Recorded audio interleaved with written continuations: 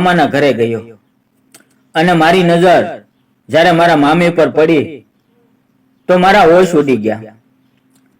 મિત્રો, મારા મામીની ઉંમર આશરે 35 વર્ષની હતી અને મામી જોવામાં ખૂબ જ સુંદર હતા. મામીનું નામ રેખા હતું અને મારું નામ મિત્રો તમને જણાવું તો મારું નામ સંદીપ હતું. એક દિવસ મેં મામીને કહ્યું, મામી, તમે ખૂબ જ સારા લાગો છો અને તમે ખૂબ જ સુંદર પણ છો. મામી મને નાનો છોકરો સમજતી હતી અને તે મારી દરેક વાતને મજાકમાં લઈ રહી હતી, પરંતુ મિત્રો હું ખૂબ સિરિયસ હતો. પણ મારી વાતનો મામીને જરાય વિશ્વાસ નહોતો આવતો. એક વખત સાંજે મને નાનો છોકરો સમજીને તેણે પોતાના રૂમમાં બોલાવ્યો અને પછી મેં એવો કાંડ કર્યો કે મામી બરાબર ચાલી પણ નહોતા શકતા અને તેની આંખો બહાર આવી ગઈ. એ કાંઈ પણ સમજે અને વિચારે તે પહેલા જ રેલગાડી ખૂબ જ સ્પીડમાં દોડી રહી હતી. મિત્રો, વાર્તા પૂરી સાંભળજો, તમને ખૂબ જ મજા આવશે. અને વાર્તામાં આગળ વધીએ તે પહેલા તમને એક નમ્ર વિનંતી છે કે વિડીયોને લાઈક અને ચેનલને સબસ્ક્રાઇબ જરૂર કરજો. હું જામનગરના એક નાનકડા ગામડામાં રહું છું. મારા માતા પિતાની સાથે હું રહેતો હતો અને મારી ઉંમર 17 વર્ષની હતી. હું ગામમાં નાની નિશાળમાં ભણતો હતો. હવે મારે આગળનું ભણવા માટે બાજુના ગામમાં જવાનું થયું અને ત્યાં મારા મામાનું ઘર હતું, એટલે હું મારા મામાના ઘરે આવી ગયો. મિત્રો, મારો સ્વભાવ ખૂબ જ મોજીલો અને આનંદિત હતો. જે મારી વાતો સાંભળે તે બધા લોકો હસવા લાગતા. મેં મામીને કહ્યું, મામી, હવે હું અહીંયા રહેવાનો છું એટલે તમને પણ ખૂબ મજા આવશે. મારા મામી ખૂબ જ સુંદર હતા. તે મારી વાતને મજાકમાં લેતા હતા. હું મામાના ઘરે રહેવા લાગ્યો. મારા મામા રાકેશ મામા શહેરમાં જઈને મજૂરી કામ કરતા અને મારા મામી ઘરે ઘરકામ કરતા. મારા મામીને હજી સુધી કોઈ બચ્ચું નહોતું. એક વખત હું ચોપડી વાંચી રહ્યો હતો ત્યારે મને અચાનક એવું યાદ આવ્યું કે મેં તરત જ મારા મામીને મારી પાસે બોલાવ્યા. મેં મારા મામીને કહ્યું, મામી, તમને હજી સુધી કોઈ બચ્ચું નથી, આવું કેમ, શા માટે? મામી કાંઈ ન બોલી અને કહ્યું, ચૂપ રહે. મેં કહ્યું, મામી, હું તમને બચ્ચું આપી દઉં. મારી વાત સાંભળીને મારા મામી હસવા લાગ્યા અને પછી ત્યાંથી જતા રહ્યા. મામી મને રોજ સ્કૂલે મૂકવા આવતા અને જ્યારે રજા પડે ત્યારે મને લેવા પણ આવતા. મિત્રો, એક દિવસની વાત છે. મારા મામા પોતાના મિત્રને ત્યાં લગ્નમાં ગયા અને ઘરે હું અને મામી બંને એકલા હતા.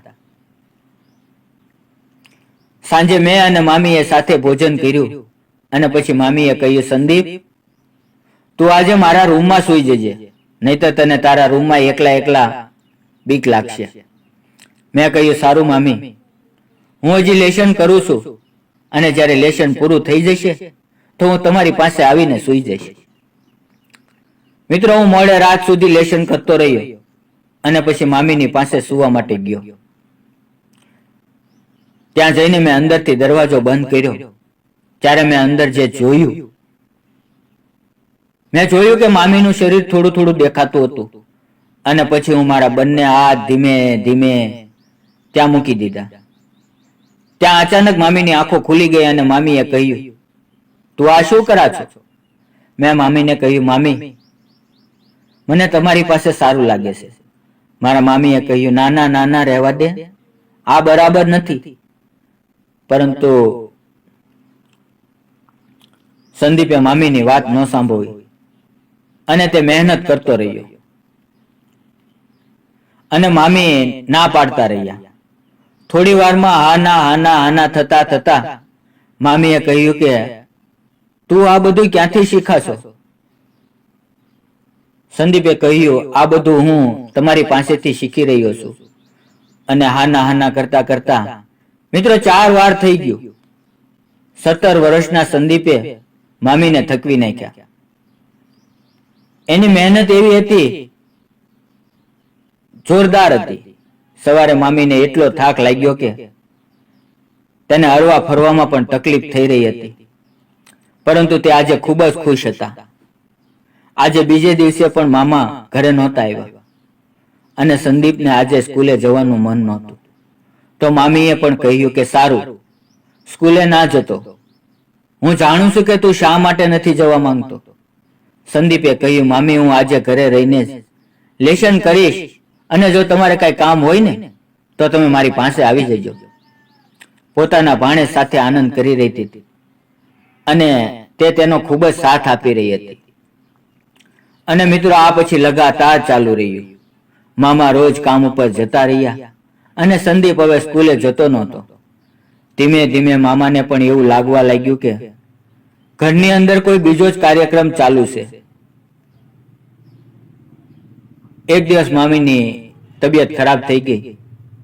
મામા તેને દવાખાને લઈ ગયા અને ડોક્ટરે કહ્યું કે રાકેશભાઈ, હવે તો તમે પપ્પા બનવાના છો. હવે જલ્દી જલ્દી ગામમાં પેંડા વેચો. તેની વાત સાંભળીને રાકેશ ઉદાસ થઈ ગયો. સંદીપ પણ જ્યારે મોકો મળતો ત્યારે ચોકો મારી દેતો. તે કોઈ પણ જગ્યાએ રમવા લાગતો. રસોડું હોય, ચોકડી હોય, અને મામી પણ તેને રમવા માટે તરત દરવાજો ખોલી દેતી. પરંતુ મામાએ પહેલા પણ ટેસ્ટ કરાવ્યા હતા અને તેને ખબર હતી કે તે ક્યારે પણ પપ્પા બની શકે તેમ નથી. અને હવે તે વિચારવા લાગ્યો, તો મારી પત્ની પ્રેગ્નેન્ટ શેને કારણે થઈ ગઈ? તેના પગ નીચેથી જમીન સરકી ગઈ, કારણ કે મામા મામી ઉપર પૂરેપૂરો ભરોસો કરતા હતા. પરંતુ તેની પત્ની તેની પીઠની પાછળ તેને દગો કરી રહી હતી. તેણે એક વખત તેની પત્નીને કહ્યું, આજે તું મને સાચે સાચું કહેજે, આ છોકરો કોનો છે? મામી બોલ્યા નહીં એટલે તેણે 2 ઝાપટ મારી તેની પત્નીને. એટલે તેની પત્નીએ પોપટની જેમ બધું ધીમે ધીમે બોલવાનું ચાલુ કર્યું. અને પછી તેની વાત સાંભળીને મામાને સમજમાં આવી ગયું કે જે કામ હું નથી કરી શકતો તે આ નાના છોકરાએ કઈ રીતે કરી નાખ્યું. અને પછી તેણે પોતાની બહેનને ફોન કર્યો અને બધી વાત જણાવી. તો સંદીપની માએ કહ્યું, ભાઈ, જે થઈ ગયું તેને હવે બદલી તો નથી શકતા અને આ બધું બંનેની મરજીથી થયું છે. હવે બંને ભૂલ તો કરી જ છે. જ્યારે તેના ભાઈએ કહ્યું કે હું આને હવે નથી રાખતો, હવે હું અપનાવી નથી શકતો, તમે તેને તમારા ઘેરે લઈ જાઓ. અને સંદીપે પણ કહ્યું કે હું પણ મામીને નથી છોડી શકતો. હવે હું તેને મારી સાથે રાખીશ, હું તેના વગર નહીં રહી શકું. અને મામીએ પણ ત્યારે એટલું બોલી, હું સંદીપ વગર નથી રહી શકતી. હવે બધા મામી અને ભાણાની જીત પાસે હારી ગયા. થોડા દિવસ પછી મામીએ એક સુંદર મજાના નાના એવા દીકરાને જન્મ આપ્યો. દોસ્તો, આ કહાનીનો ઉદ્દેશ કોઈના દિલને આપણે ઠેસ પહોંચવાડવાનો નથી અને અમે આનું સમર્થન પણ નથી કરતા. પણ આપણને આ કહાની શીખવે છે કે આવા મુદ્દાની પ્રત્યે જાગૃતતા લાવવી જરૂરી છે. આપણા સમાજની અંદર આવી ઘટનાઓ વારંવાર થઈ રહી છે. એટલા માટે સાવધાન રહો અને સતર્ક રહો.